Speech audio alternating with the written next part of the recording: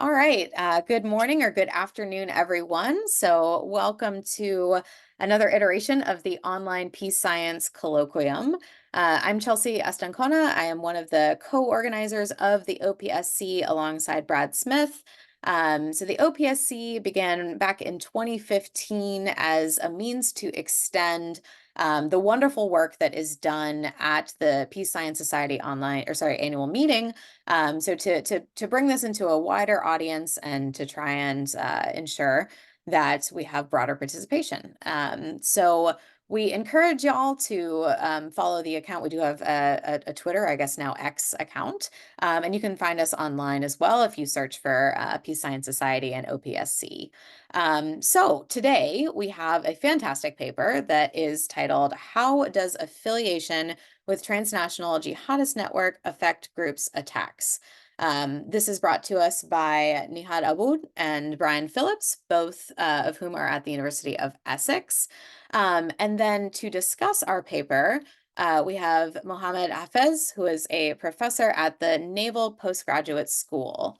So just a few reminders about participation. So if you are attending this, and this is awesome, we have lots of great people spilling in, you are invited to leave comments or questions in the chat as they come to you. If there is time towards the end, I will try to help incorporate those comments and questions, but I'll also do another call for those after the presentation and after our discussants' comments. So anything that you put in the chat will be saved so that our authors can see it later. So again, please feel free to do that. So our two co-authors are going to give us about a 15-minute presentation. So I'll go ahead and I'll turn it over to y'all. Great. Thanks so much, Chelsea, and thanks everybody. And Nihad's gonna start this off. I'm going to share the screen first.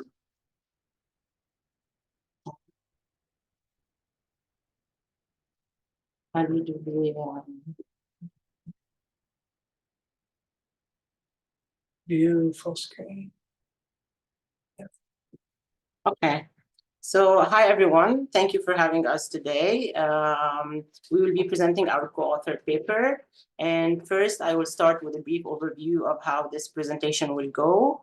So our main research question focuses on how does affiliation with the transnational jihadist network affect groups' attacks. We will discuss our main concept of interest, which is affiliation. And we will present our main argument, and that is affiliation can increase violence. However, it depends on the network type. So Al-Qaeda affiliation leads to more violence, while Islamic State affiliation does not. We will also provide two qualitative cases, one of Al-Shabaab, which is an Al-Qaeda affiliate, and another is Boko Haram, which is the Islamic State affiliate, and this in order to shed some light onto the causal mechanisms at play. We will also provide our quantitative analysis of 78 Islamist groups, and together the empirics give support to our conclusion that only Al-Qaeda affiliation is associated with increased violence. So why are we motivated in this line of research? So we know that over the past decade or more, the global terrorism has been greatly shaped by two main networks, Islamic State and Al-Qaeda. And these networks have local affiliates throughout the regions in Asia, in Africa, and in the Middle East as well. So these affiliates vary with respect to their relative strengths and their capacity to conduct violent attacks. So answering the question of how does their affiliation with the parent organization affect their respective use of violence is of great importance and relevance, as it helps us understand the level of threat posed by these different affiliates. So what does affiliation mean? In this context, affiliation is when a local Islamist militant pledges formal allegiance to a transnational network of global jihad, such as Al-Qaeda or the Islamic State. And this pledge of allegiance needs to be accepted by the network leader. And this question speaks to various related important topics and strands in the literature. So first, it helps to answer the main question of what explains terrorism in general. Second, it helps with understanding the dynamics of jihadi civil wars, knowing that the number of civil wars that are fought along religious and sectarian lines is on the rise. And also it helps with understanding cooperation and alliances among militant groups as well. However, for the specifics of our question, the consequences of affiliation, the literature presents incomplete answers. So the studies that are there, they usually focus on either Al-Qaeda affiliation and the results of that, or Islamic State affiliation and the result of that, but they do not combine Al-Qaeda and Islamic State. So when the differences between Al-Qaeda and Islamic State becomes masked or or obscured, they are at best underexplored. So for our argument, we focus on notion of capacity, and we maintain that affiliates become more capable of violence once they affiliate with a transnational network of global jihad. And this happens through three distinct mechanisms. The first is that they are able to secure additional material resources. And we know that these groups are generally wealthy. They can and do provide the local affiliates with money to buy weapons, to pay the wages of the fighters, to sustain their families, and so on. There is also the branding benefits. So usually when a local group joins a transnational network of global jihad, they partially take on their name. So they become Al-Qaeda in Islamic Maghreb or the Islamic State province in Sinai and so on. So when these start to carry new attacks, they drew a lot of attention to them. And this is extremely helpful with respect to recruitment and fundraising purposes. There's also socialization and learning. So when the members of the local affiliates group are in contact with the leaders of the central hub, they start to share expertise and learn from their experience as well. And also the flow of fighters from the center to the peripheries and vice versa help with changing the local, the cultural norms of the local groups and their scope of tactics as well. So we can see that after affiliation, they start to use very complex tactics, including suicide attacks and many others. And this leads us to the first hypothesis, where we maintain that affiliation with a transnational jihadist network increase an affiliate's use of terrorism. This is not an intuitive hypothesis per se, because affiliation has cost attributed to it, specifically with regard to counterterrorism measures, which could be extremely detrimental to any group capacity for the use of violence. We further substantiate our argument qualitatively by saying that yes, affiliation would increase the use of violence, but the network type matters. So in our case, we have two distinct networks. We have Al-Qaeda and the Islamic State. They have different identities and subsequently different strategies as well. So we have Al-Qaeda. It has this destabilizing identity, this revisionist mindset that is angry at the current status quo. It prioritized at the beginning its fight against the alliance of the Jews and the Jews and Crusaders alliances, but then it adapted its techniques to accommodate for the local context of the local affiliates. The Islamic State, on the other hand, has a very rigid controlling identity and a strategy that is based on gaining territorial control. We also focus on the uniqueness of Al-Qaeda. Al-Qaeda has been historically more wealthy, a very wealthy patron. Bin Laden is a multimillionaire Saudi national who could contribute to fundraising and money transfer schemes from the center to the periphery. So they were more capable of funding the local affiliates. Also, they are older. They took more time to build the affiliate programs, and this provided affiliates with a chance to learn from the center and vice versa. So this leads to the second hypothesis. Affiliating with Al-Qaeda increases an affiliate's use of terrorism, and the relationship between Al-Qaeda affiliation and an affiliate's use of terrorism is larger than that between ISIS affiliation and their use of terrorism. And now I leave the floor to Brian to take you through the empirics. Thank you. Thanks, Nihad. Thanks, everybody. So as Nihad mentioned, we have both some illustrative case studies and also the global quantitative tests. On the case studies, this figure shows al-Shabaab attacks over time, where al-Shabaab, of course, a Sunni Islamist group in Somalia primarily, we see its attacks started to increase in the 2000s, but then in 2010, it affiliated with Al-Qaeda. And this was not a public affiliation. We can talk about the difference between public and private affiliations, but apparently they affiliated in 2010. And after that, they started receiving substantial resources from Al-Qaeda, according to qualitative sources, and encouragement from Al-Qaeda to carry out more attacks. And in fact, right after affiliation, they started out carrying out substantial attacks and Al-Qaeda-like attacks, for example, on a football stadium, as we discuss in the paper. But then in 2012, they made the affiliation public. And after that, we see an even steeper increase, change in the slope of increase of attacks over time, more resources from Al-Qaeda, and probably that the branding benefit really kicked in then after the affiliation became public. Then the attacks go down a bit, but overall there's an increase after affiliation or affiliations over time with Al-Shabaab, this Al-Qaeda affiliate, as our argument suggests. But with Boko Haram, an ISIS affiliate, things are somewhat different. Where Boko Haram in Nigeria, of course, started carrying out more attacks in the 2010s, affiliated with ISIS when ISIS was quite strong in 2015. But then we see Boko Haram attacks go down. And if you look at more, it stops in 2016 here, but if you look at more data from the Global Terrorism Database, their attacks never go back up to the level they were at the time of affiliation. They sort of plateaued. And why might this be? They did receive some resources from ISIS, but at the same time, ISIS was concerned that Boko Haram was maybe killing too many civilians, attacking too much, which could affect its ability to securely govern and control territory, which is an interest that ISIS has. And also it seems from the sources that are out there that ISIS wasn't providing the same level of resources that Al-Qaeda did. So overall, consistent with the argument, we see this Al-Qaeda affiliation with Al-Shabaab leading to more violence, while the Boko Haram affiliation with ISIS does not lead to more violence. We've looked at some other cases, seen similar dynamics, but more generally, if we want to try to generalize here about what's going on, we look at 78 Islamist groups, which is our effort to look at the universe of technically Sunni Islamist groups, because these are all of the groups that could potentially affiliate with ISIS or Al-Qaeda through 2016, because that's what we have data for.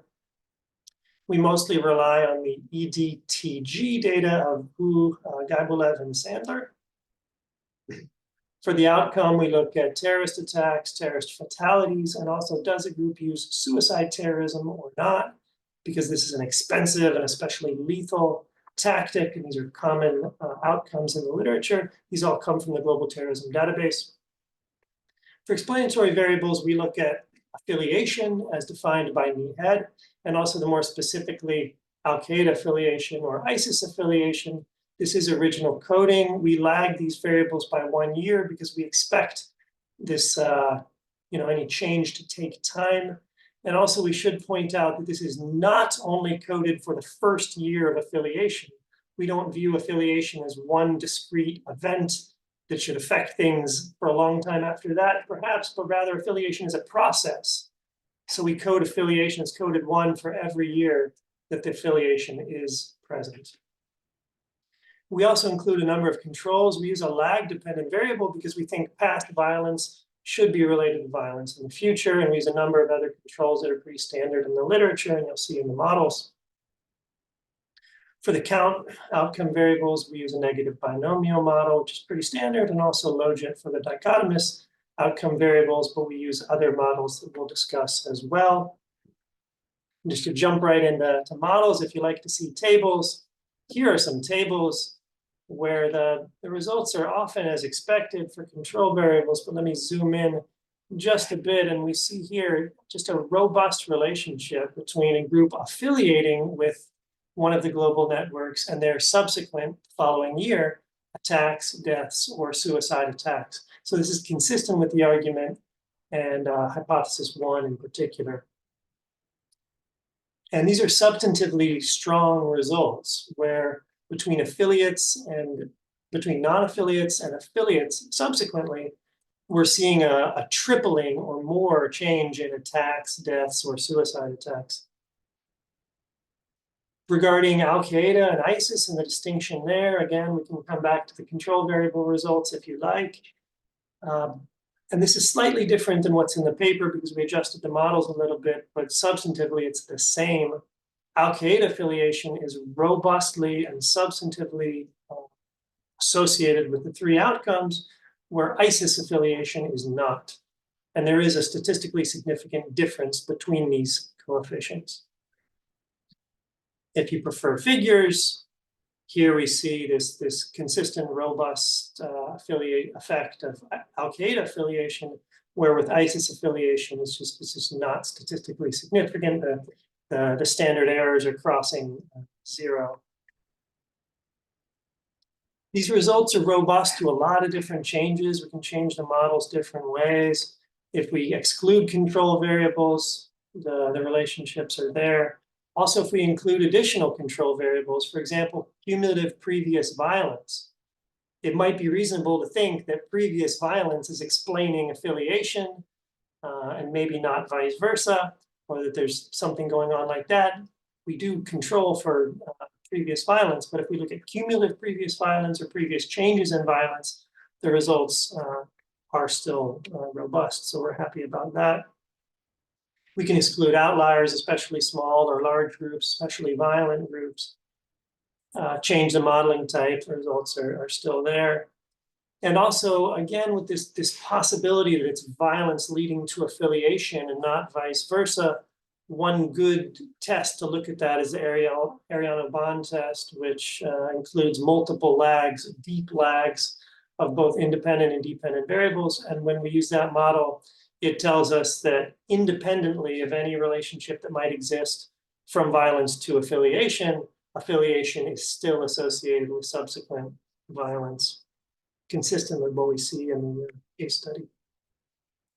So overall, there we are. We discussed this research question. And we do think that while there's this research on affiliation, there's also all this research on intergroup cooperation. So in this paper, we tried to bring these two different lines of research together, global terrorist network affiliation and the more general militant group cooperation. And we looked at why Al-Qaeda in particular should have this unique impact, which people have not looked at yet as far as we know. Looking at the particular cases with the quantitative tests. We want to gather more data, maybe some additional cases, or go into more depth with the cases we have. Also quantitative data as well, which we can discuss. We want to think about, are we taking selection and relationship direction seriously enough? We're very happy to hear suggestions or questions about that. How could we do this better? And finally, how else are terrorist affiliation and general militant group cooperation similar or different? How can we bring these silos of research together a little bit more? Thanks so much, and we look forward to your questions and comments. Thank you so much, Brian and Nihad. That was fantastic. And I didn't even have to give you any time reminders. It was like perfect on time. So wonderful. All right, let me turn it over to Mohammed to give some great discussion comments. Thank you for inviting me, firstly, Chelsea, and thanks, Brian and Nihad, for an excellent paper. I really enjoyed reading it, and as I mentioned before the meeting, this is an area that's near and dear to my heart. I've been studying terrorism long before it was fashionable, starting in the late 1990s, and certainly having that long historical perspective, I could see some of the dynamics that Brian and Nihad are talking about because you see it evolve. Specifically, I remember my dissertation at the London School of Economics was on civil conflicts in Algeria and Egypt in the 1990s. And throughout the 1990s and even up in the early 2000s, the Algerians hardly ever used suicide bombings. In fact, they didn't use any suicide bombings. But the moment that GSPC joins the Al-Qaeda network, you begin to see them deploying suicide attacks. And then later on, that full merger into Al-Qaeda and the Islamic Maghreb, you see major attacks on UN and as well as Algerian headquarters and things like police and security headquarters using mass casualty suicide attacks. So this is intuitively, I get your argument that affiliation matters and it could affect both the rate of attacks as well as the type of attack. One could look similarly to the Taliban. In the Taliban rule from 96 all the way to about 2001, hardly ever used suicide attacks. After the US invasion and greater connection with Al-Qaeda, you begin to see the deployment of Taliban suicide attacks. I get it, and I think intuitively this makes sense to me. So I commend you for taking this on, and I think you're on the right track, generally speaking. I have 7 comments by way of a kind of a peer reviewer who's going to be getting a paper like this to review for, say, Journal of Conflict Resolution or Journal of Peace Research. And, normally when you get these things, like, all right, I got to be super critical, and that's the mode I'm in. But just be mindful that this is really intended to help, not to derail this project. And, of course, take it with a grain of salt, which is normally the best way to go. All right, the first thing I want to say, and I usually make this point with a lot of papers, is I think you need to do more up front to motivate the paper. I think it's an interesting puzzle from an academic perspective to approach, but it's not clear to me what are the theoretical bangs or what are the policy implications of this. I know you tried to talk about this in the beginning of this presentation and also at the end of your paper, but I just think this is a lot more important to talk about. What I love about reading international security papers from the Journal International Security is that they always up front talk about why this is important. And so, like, you talk about Mugaddam and some of the other people that have worked on terrorist cooperation, Bacon as well, and others. And you say, well, they don't really address ISIS and Al-Qaeda together and all that. But okay, but so what? Like, what is it that they're missing substantively that you're filling the gap in? But just simply to say they're not talking about it, it just seems like, okay. And from a policy implication, is this something about, like, while affiliation is concerning and it could lead to increased attacks, and therefore the organizations that are seeking those transnational connections should be heightened in the level of threat assessments, and and we should anticipate greater terrorism. I mean, I think that's a low-hanging fruit you could reach to, but the more policy implications that you could connect it to, I think would motivate the paper and would say that this is really a kind of an important topic, not just a theoretical, an academic paper. So that's point number 1. Point number 2 is with regards to ISIS. I have a lot of comments on ISIS. And not to bury the headline, I think it is problematic, an organization that's come around officially in 2013 and your data stops in 2016, you're missing a lot of data points. So one of the things is you relied on EDTG. Why not the Global Terrorism Database, which goes up to 20? And I'm sure there's ACLID and others. I just think that short time span misses a lot on ISIS. So just to give you an example, I get a lot of Filipino students at the Naval Postgraduate School, and they're all talking about the Marawi campaign that went on for several months. And groups like the Moat Group and the Abu Sayyaf Group affiliating with ISIS was seen as instrumental in launching that campaign, multi-month campaign, Siege of Marawi. Similarly, I get a lot of North African students in my program. They're all writing about the competition in Mali and Niger and the growing ISIS networks there, along with the Al-Qaeda networks and the acceleration of violence. And you see, when you look at the Vision of Humanity, the annual terrorism index, I forget what it was, you see these countries rising in the level of attacks there. So I think the 2016 breakpoint is going to be a challenge empirically for you guys. Similarly, ISIS Khorasan, you kind of missed that after 2016, the stuff they're doing against the Taliban and ISIS Mozambique. And, so there are lots of data points, I think. So this is something you guys need to, I know, Brian, at the end, you said we need to collect more data. Yes, please collect more data. And I think that would add to the robustness of the finding, that because it does make sense that if ISIS has territorial ambitions and they don't simply just want to attack, and they want to control territory, then that makes sense to say that they control violence. but you still need the data points to show beyond the 2016. The other thing about ISIS is that they have a really low barrier of entry. So, I know you've defined affiliation as pledge of allegiance, but, I consulted on a case, a court case, where the prosecuting team was arguing that this person conducted an attack as a pledge to ISIS. Like, as he did the attack, he also issued, like, I'm a soldier of the caliphate.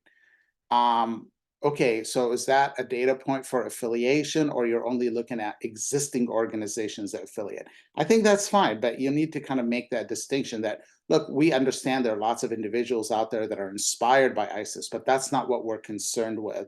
We're concerned with organizations. But having said that, when we say that ISIS affiliation doesn't increase terrorism, well, that's because they don't necessarily go after organizations. They just randomly says anyone could be a soldier of the caliphate. Use a hammer, use a car, use a truck. You could do whatever you want, a knife even, and attack and declare that you're a soldier of the caliphate. So we've seen a lot of those attacks. So I don't know what that does in the paper substantive, because I think you guys are really scoping it as organizations affiliating, but that's just another kind of a consideration. So if ISIS is really interested in ramping up violence, it doesn't need to have organizations do it. They could just put out a big call out there. Anyone, any Muslim anywhere in Sri Lanka, in Bangladesh, in France, in where US, by all means, attack and declare yourself a soldier of the caliphate. All right. Sorry. let me go through some of these points. So, not interested in general, but attacks. Right. The other thing is the dependent variable is the number of terrorist attacks. So, and the way that kind of the paper reads is that Al-Qaeda affiliation raises attacks, but affiliation with ISIS sort of somehow creates a sort of pacifying is too strong of a word, but sort of dampens the attacks. But ISIS is not necessarily interested in terrorism as much as it is interested in fighting rival armed groups. So they direct a lot of their violence. So in Yemen, in Somalia, in Yemen against Al-Qaeda in the Arabian Peninsula, in Afghanistan against the Taliban, in Somalia briefly against Al-Shabaab, in Northwest Africa against the like JNIM and the various other groups. So they're attacking rival groups. In your dependent variable, are those attacks? They are. Probably, yeah, I think those are probably included, yeah. Yeah, because normally when in these databases, terrorism is kind of like a transnational act or an attack against civilian group, but it's not an attack against rival factions. We need to check. It's a good point. So sect communities, things like that. So this is something I think that needs to be honed with what we mean by a terrorist attack. We're excluding attack on rival groups, or we're including attacks on rival groups. Again, because the idea is that somehow affiliation with ISIS is going to dampen the violence. It could be redirecting the violence, but not dampening it is one way to think about it. It's great that you have examples, concrete examples, such as Al-Shabaab and Boko Haram. Certainly the examples I gave, AQIM, the Marawi attack, Taliban, Chechnya during the Second Civil War. The first one was more nationalist. The second one, with the influence of Amir Khattab and so on, became much more transnational and certainly much more militant. Those are examples that you could highlight, even if you don't do them as full-fledged cases, but that just gives the reader more confidence, like, oh, that's more than two examples. And obviously you're using large N analysis, so that should work as well. Okay, I already talked about the time frame. I think that's about it, really. I do think this paper will ultimately be published.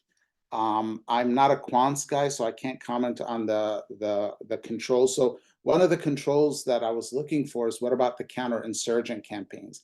Somehow ISIS became, the enemy number one, and so it garnered a lot of counterinsurgent attacks. Could that have prevented the affiliates from carrying out attacks because of the intensity of the counterinsurgency campaign. But you know, I'll leave that to you guys to figure out. It seems to me rigorous enough on the quantitative side, with the only exception of more data points beyond 2016. So that's it. Thank you so much, Mohammed. Those are fantastic comments. So let me pause here, and so first of all, we can give our authors a chance if there's anything that you'd like to ask for clarification or respond to. I'd like to give you a chance to do that. Yeah, thanks so much, Chelsea. Thanks so much, Mohammed. I just might make a couple small comments if that's all right, just in the interest of time, to allow others in. But the main point is thank you, and these are great points, and we agree. On ending in 2016, you're right. Maybe we can extend the data. We should look into that. We were thinking still several good years, and that since ISIS got weaker after 2016, up until very recently, arguably in Afghanistan, since it got weaker after 2016, probably, you know, the effect of ISIS affiliation, you know, would be even weaker after than we think.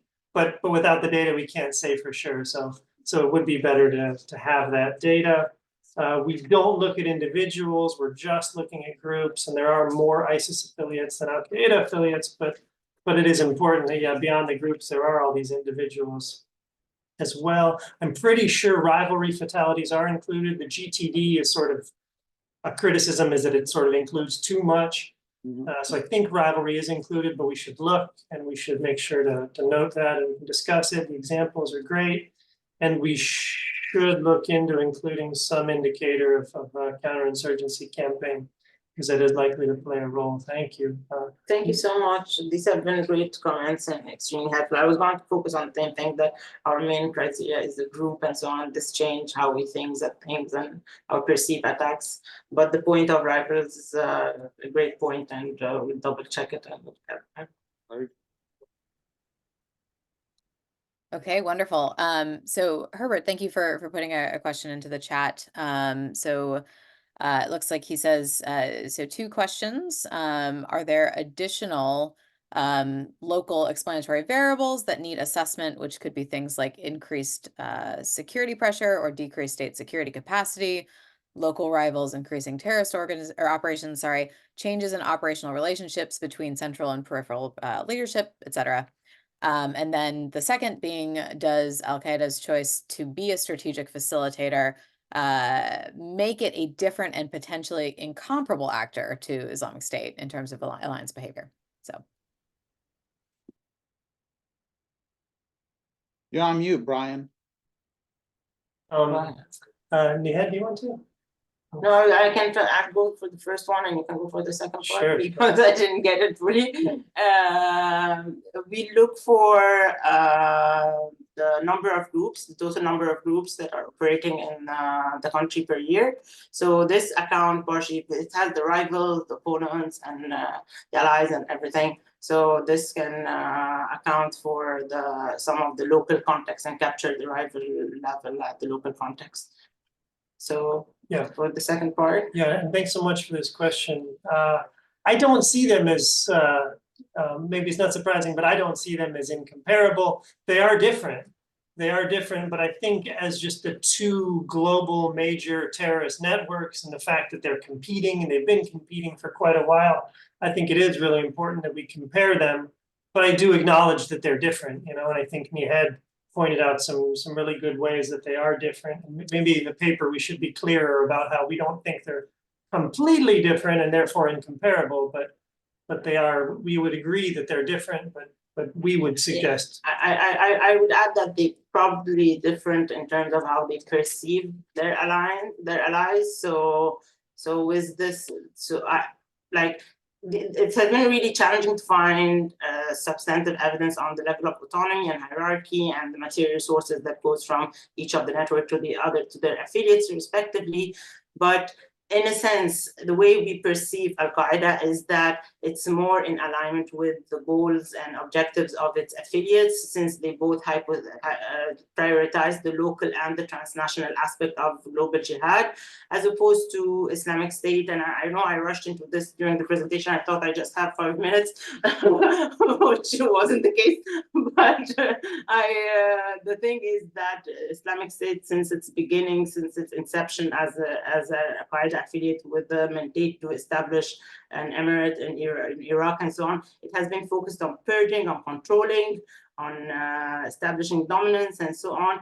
And this is, it also gets reflected that this might not sit very well with the local affiliates that it have, because they might not be able to prioritize their own local, communal, ethnic, or religious violence as much as ISIS would want them to. So in terms of how they perceive the allies, there might be a difference, but they are definitely comparable, I would say. Like, you can compare. Let me say one thing. There is an interesting case of the Hayat Tahrir al-Sham, the HTS in Idlib in Syria. You know, that used to be an Al-Qaeda affiliate, but because it wanted to dampen down its violence, it had to split from Al-Qaeda. So that, you know, that could be where disaffiliation also reduces it's a confirmation of your argument, that therefore joining Al-Qaeda requires you to continue a level of attack and against a certain target set, which Hayat Tahrir al-Sham, HTS, was not comfortable with. So good, yeah. Thank you so much. This is a great insight. Thanks. So it looks like we have a question from Elizabeth Pearson. Yeah, by all means, Elizabeth, you can unmute and ask your question if you'd like.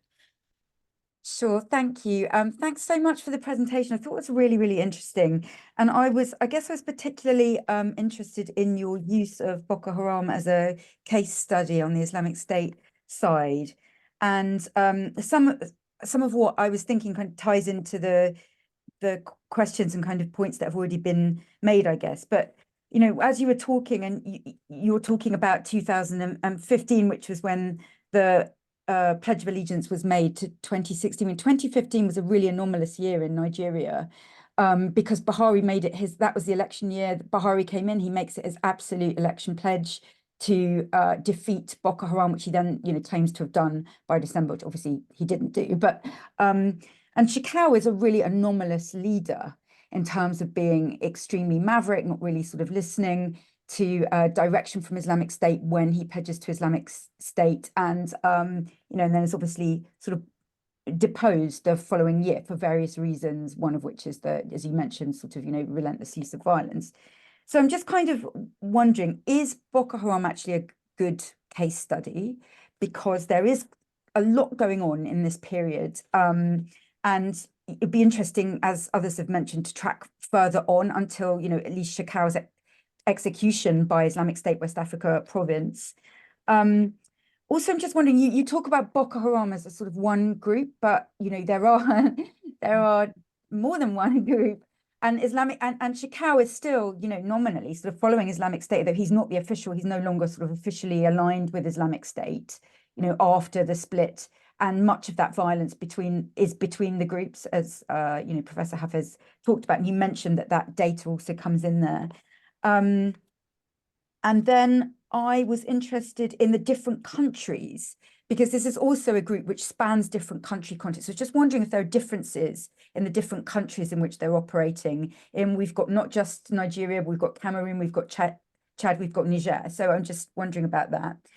And then I was interested actually in your sort of analysis of this, because, you know, this is such a big debate with scholars of looking at Boko Haram, Islamic State, West Africa province, and its origins. You know, there's been the sort of Zen, Perouse de Monclos debate about, you know, how meaningful any sort of affiliation was, how global this group is. So I'm just wondering, from your analysis of this, what would you say to that? Where do you stand in that sort of debate? And I'm also interested in, you know, you sort of come from the standpoint of what does affiliation mean for those groups? But I'm also interested in what that affiliation means for Islamic State, because to begin with, Islamic State Central was in the ascendancy. It really helps Shekau to hitch Boko Haram to Baghdadi's wagon. But, we're not in that situation at the moment. We're in a situation where African Islamic State affiliated groups are in the ascendancy. That's where the key kind of battle is. So I'm just wondering also how much those affiliates now represent the sort of, main body of it. This is what I said. It would be easier to ask than write it down. I would have probably been writing French. I'm sorry I've got so many diffuse questions, but those are some of my thoughts as you're presenting. Thank you. Thank you so much. These are really, really great comments, great thoughts. I think Nihad might have some more detailed comments on the situation in Nigeria, but totally we acknowledge that there's a lot going on, and in my 1-minute discussion of each case study, yeah, sure, there was Nigerian counterterrorism. I would suggest in Somalia and in neighboring countries, there was a lot of counterterrorism or counterinsurgency against al-Shabaab as well. And in spite of that, al-Shabaab's attacks went up. But right, probably in the case study, we should acknowledge and discuss the local context more. Regarding the split, which of course is a big issue, Boko Haram splitting, just for the record, the data we show there, because the GTD doesn't distinguish between the different Boko Haram factions, it includes the attacks from both Boko Haram groups. So that drop is not because of the, it's not a data issue related to the split. Both Boko Haram groups attacks are in there. But right, it is a complicated case because you do have the split and the rivalry. Those are my responses to just the first couple points. I'm just at one point with regards to how Boko Haram perceives themselves after that they left the Islamic State. So if you look at the documents of Boko Haram and their speeches afterwards, you find that they sign it with a just as they used to sign it when they were an affiliate to the Islamic State. They would say, Shekau, Imam of Jamaat Ahl Sunnah wal Jihad from West Africa, Islamic State. That's how they ended their text. Like so yes, it could be that Baghdadi, or I don't remember who was at that time, that told them, you're no longer part of us, you do not play with our rules. But they didn't see themselves like this way, and this might be reflected somehow into how they understand affiliation and everything. Later on, this change, of course, was Barnawi coming in and having a new leader to the group, to the ISWAP group, the official Islamic State in Western Africa province. But it was always interesting to me how Boko Haram and how Shekawi themselves kept looking at themselves at their group, as they didn't acknowledge that this avowment that much or whatever. So I hope this helps a bit in understanding the context. And just on, yeah, these are really good points. And Nihad has studied the documents of Boko Haram for more than a year now. Traumatizing year. So if there are any other questions about Boko Haram's documents, she's read them all. She knows. But just one other thing, what does this mean for ISIS? I mean, one reason why we code affiliation, not just as the group pledging, but as an accepted pledge, is because we want to make sure that the group is actually accepted by the hub group. And so how does this affect ISIS? I think that might be a somewhat different paper, but it is important also to think about it in more detail, and maybe we can discuss that more in the paper. What are the implications for the main groups, for the hub groups? And on the debate between Jacob Zen and others about how meaningful is affiliation, thank you for mentioning that. I don't think we mentioned that enough in the paper. We should draw on that, because I think we think that affiliation matters. It just matters more for Al-Qaeda than for ISIS in terms of subsequent violence. It could potentially also, I'm sorry to take that long time, it could potentially also depend on if the group is controlling territory or not. So it might be the case that for the Islamic State and the center there, if the group has hold of a lot of territory, there would be more of their favorite child than other groups that have less access to territory and less organization, territorial organization and so on. So this could also be the case. Thank you. Really appreciate that.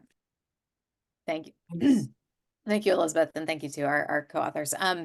So we have another comment. So Carson, thank you for putting it in the chat so that the authors can go back and see it in the record. Would you like to either read this or offer the comment verbally as well?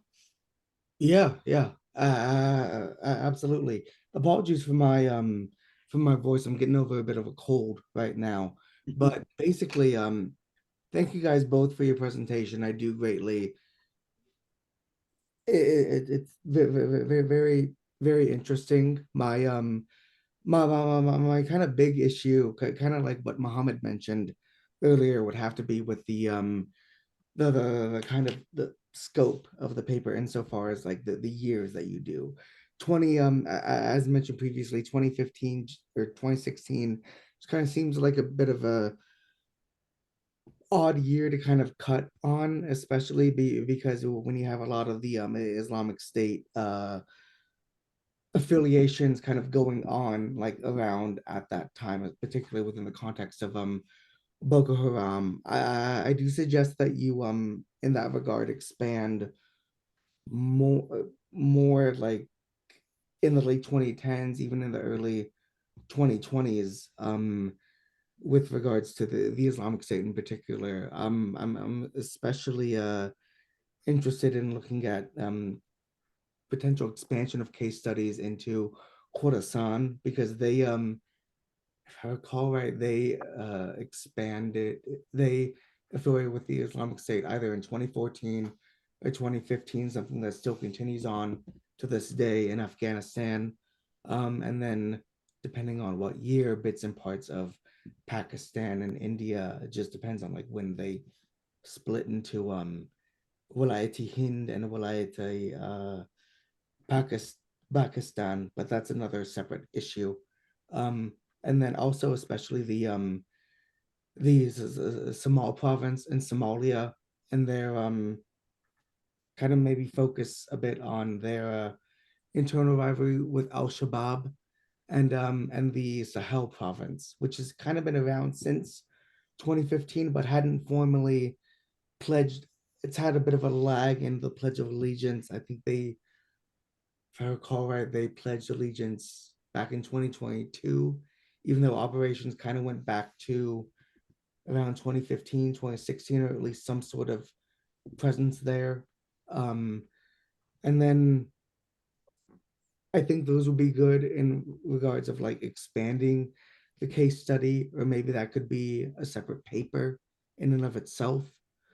And then the other thing that I wanted to mention is that you could use the Islamic, with regards to the Islamic State, their weekly newsletter Al-Naba as a source of data, although imperfect, although they tend to underreport at times, and I do believe Charlie Winter wrote a paper about this in the context of Syria. I think it was a year or two ago.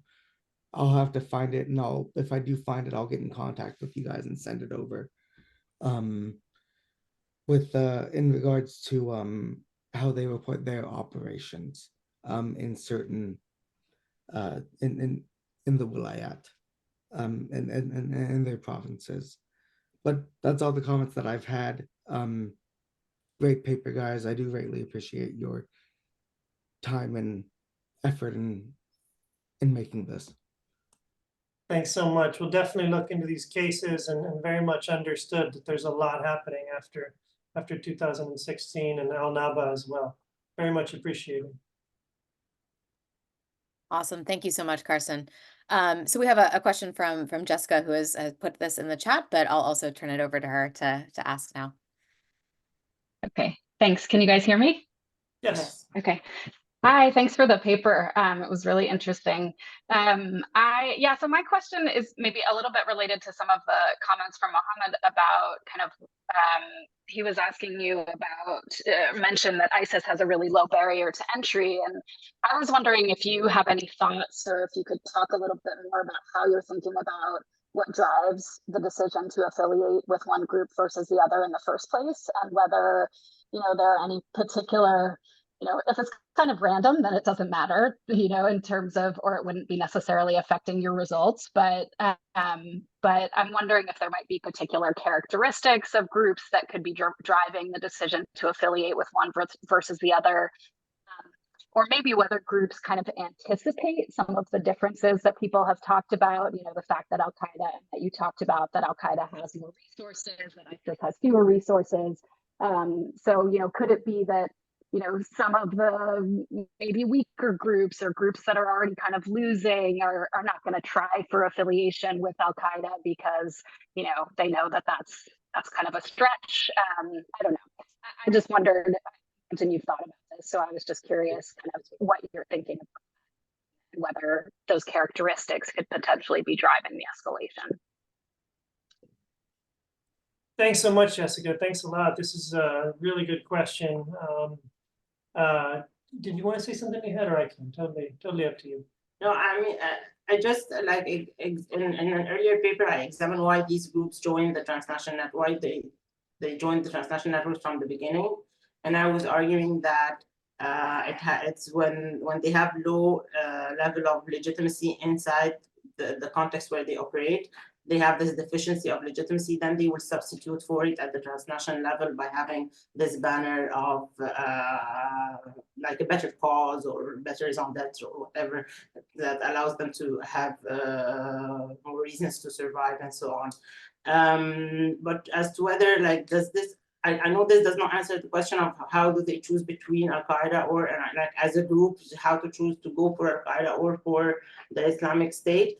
But I think for a while it was there were very low screening from the part of ISIS to the acceptance of new affiliates, and I think they accepted the affiliates that have.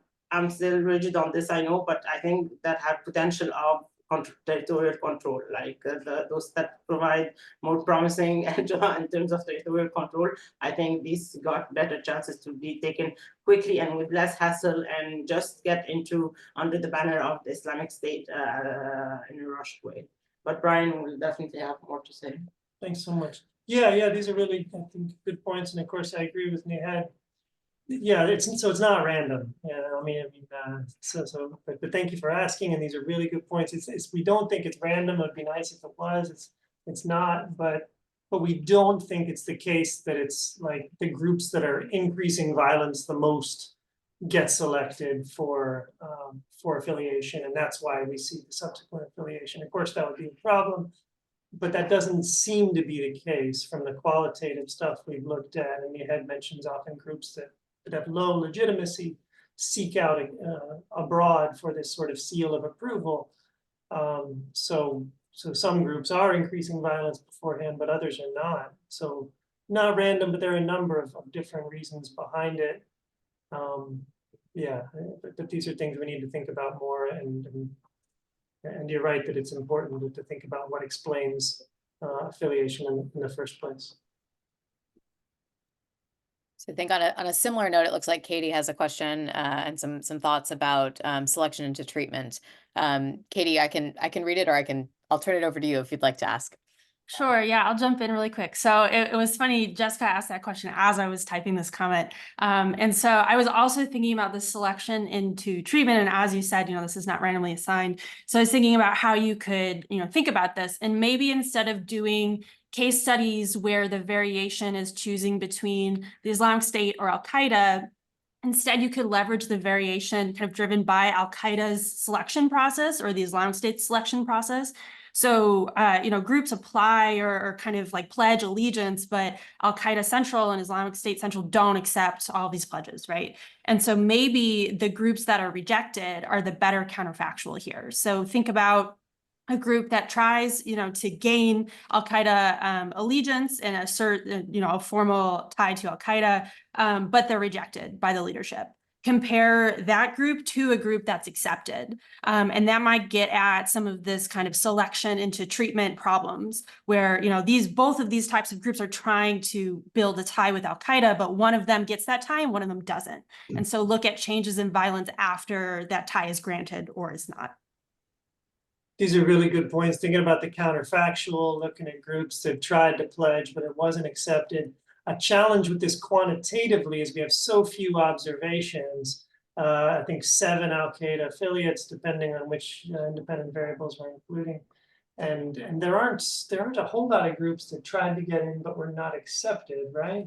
I mean, so qualitatively we should look at this, but quantitatively it becomes a challenge with the number of observations. But these are really good points, and thinking about the counterfactuals is a really good way to go about it. So very much appreciated. Thank you so much. This is really useful. I like the idea. Thank you. Okay, if anyone is coming up with a final question, by all means, please continue dropping them in the chat. I had one or two, I think, also kind of stemming along these ideas about wanting to know more about the Islamic State and Al-Qaeda's choices of who to affiliate with. But I'm also just curious about how the existing number of affiliates might affect the findings. So I'm thinking about this both from the standpoint of the Islamic State or Al-Qaeda, but certainly also just what does this mean in terms of violence, right? So are there diminishing returns in some way on, continuing to accept affiliates, or even does it change so that all of the things you theorize as that could be increasing violence, so increases in training and funding and et cetera, right? Are you more prone to be really all in on supporting, like your first 5 affiliates, and then after that it's kind of, well, we've sent our money. I don't know. I think you would not have the findings you do if that was really what was happening, but I guess I'm just curious about, especially given that you're being asked to think a little bit more about this selection dynamic, if you could maybe think about addressing some of that. And then I was a little curious as well. I certainly agree that extending past 2016, if you can, would be fantastic. But I'm curious about if there's changes in like sort of international monitoring that might matter for the differences in the findings across the two groups. So just thinking about even just like US changes in financial monitoring, all of the efforts that's gone into individual sanctioning. I think you see a lot of change over this time period. And I don't think it's just, a shift at 9/11. So just wondering if that might be something you'd want to consider, that would have a pretty distinct effect on groups' ability to have additional affiliates, but even more so on their ability to effectively fund or really support these affiliates. So those were my 2 main points. And I know we're close on time, but it's been a great paper. Thanks so much. Just really briefly, if you don't mind, you had a number of affiliates. Yeah, it could totally be that when there are more affiliates, there are fewer resources for the hub to give out. So maybe we could take that into consideration, and that might explain the ISIS problem. And second, on sanctions and monitoring, do some work on terrorist designation or prescription also. So that's really interesting to me and makes a lot of sense. That what about that? So that's something we should think about more. Very much appreciated. No, you just made me curious on the rate of acceptance. Like, does Al-Qaeda accept affiliates as often as ISIS does now? And so I'm just, thank you. Like, it's an intriguing idea. Of course, yeah. I think Brian earlier mentioned, okay, well, maybe that's the follow-up paper is a little bit more on, the dynamic of deciding to extend the offer of affiliation or to accept rather. Because you briefly mentioned, there's sometimes it's public and sometimes it's private, and I immediately wanted to know more about that. So I could see that you already have a fantastic follow-up to this great paper. Thank you. Yeah. So we're pretty much right at time. And so this has been a really wonderful session. Thanks y'all for the paper. Thank you, Brian. Thank you, Nihad. Thank you, Mohammed, for fantastic comments that I know are really going to help move this forward. Thank you as well to everyone. Really good comments and suggestions. So we're looking forward to seeing this published. Thank you all very much. Very much appreciated. Thank you so much. All right. Have a good weekend, everybody. Take care. Have a great weekend. Bye.